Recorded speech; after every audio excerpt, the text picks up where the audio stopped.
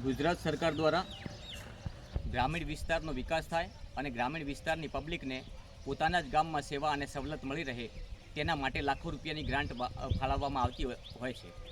હાલમાં હું જ્યાં પહોંચ્યો છું તે નવાપુરા છે, દિયોદર તાલુકાનું, અને ત્યાં પેટા આરોગ્ય કેન્દ્ર બની રહ્યું છે. અહીંયા આ કેન્દ્ર પતરાવાળું નથી બનવાનું, આની ઉપર ધાબુ બનાવવાનું છે. પરંતુ આપણે પણ વિચારીએ કે જ્યારે ધાબુ બનવાનું હોય છે ત્યારે એનું શરૂઆતથી કેવું એનું સેન્ટિંગ ગોઠવવામાં આવતું હોય છે, એના પિલર ભરવામાં આવતા હોય છે. પરંતુ અહીં આ જે પેટા આરોગ્ય કેન્દ્ર બની રહ્યું છે એ આપ જોઈ રહ્યા છો કે આ એની નબળાઈ છે. આ ખીલાહારી છે, આ રીતના નાખી છે, આ પાછી એમને આ રીતના નાખી દેવાની છે. અને આ એક ને આ બધી જેટલી પણ આ જેટલા બીમ આવે છે અહીંયા ખરેખર તો બીમ ભરાવા જોઈએ, પરંતુ આ બધી જ જોઈ શકો છો આ બીમ છે.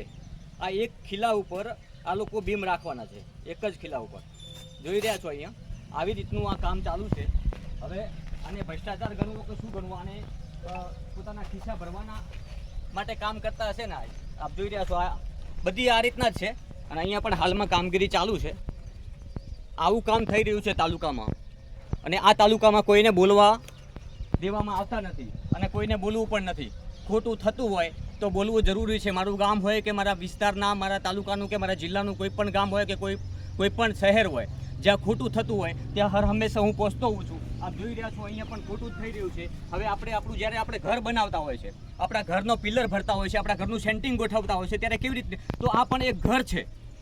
આ સરકારી આરોગ્ય વિભાગનું પેટા સેન્ટર બની રહ્યું છે. આ પેટા સેન્ટર એવી રીતે બનશે કે અહીંયા આવનાર દર્દી ક્યારે એનો ભોગ બની જાય, ઉપરનું છત ક્યારે પડી જાય. આ છત આની ઉપર ટકશે. આપ જોઈ રહ્યા છો અહીંયા આવા ખીલા ઊભા કર્યા છે. આવા ખીલાઓ ઉપર આ છત ટકશે. કેટલા પૈસા પાસ થાય છે, કેટલા પૈસા સરકાર આપે છે ગ્રામીણ વિસ્તારમાં વિકાસ માટે, ગ્રામજનોને ગામમાં જ પોતાની સવલતો મળી રહે, સગવડો મળી રહે, તેના માટે સરકાર અનેક પ્રયાસો કરતી હોય છે. પરંતુ એ પ્રયાસો ઘોળીને પી જવામાં આવતા હોય છે. એ પ્રયાસો અને એ ગ્રાન્ટ છે એ સૌથી વધારે કોના ખીચામાં જાય એમ જ રસ છે. ગામમાં કેવું કામ થયું છે, કેવા પ્રકારની કામગીરી છે, એ કોઈને જોવામાં રસ નથી. આવું જ કામ આખા તાલુકામાં થઈ રહ્યું છે, પરંતુ કોઈને બોલવું નથી, પરંતુ રાજ ગજ્જર બોલશે. નમસ્કાર.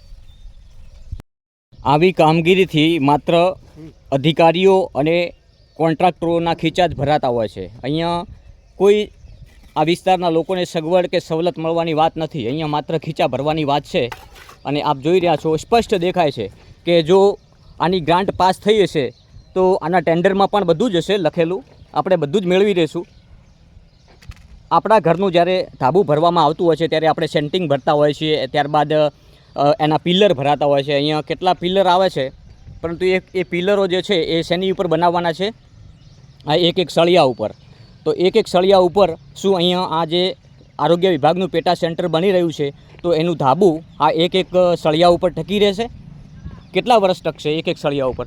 સરકાર જો ગ્રાન્ટ જ લાખો રૂપિયાની પૂરેપૂરી આપતું હોય તો કેટલા ટકા આ લોકો પૈસા અને કેટલા ટકાનું કામ કરતા હોય છે, અને કેટલા ટકા પૈસા એ લોકો ખંખેરે છે, એમના ખીચામાં કેટલા ટકા પૈસા જાય છે?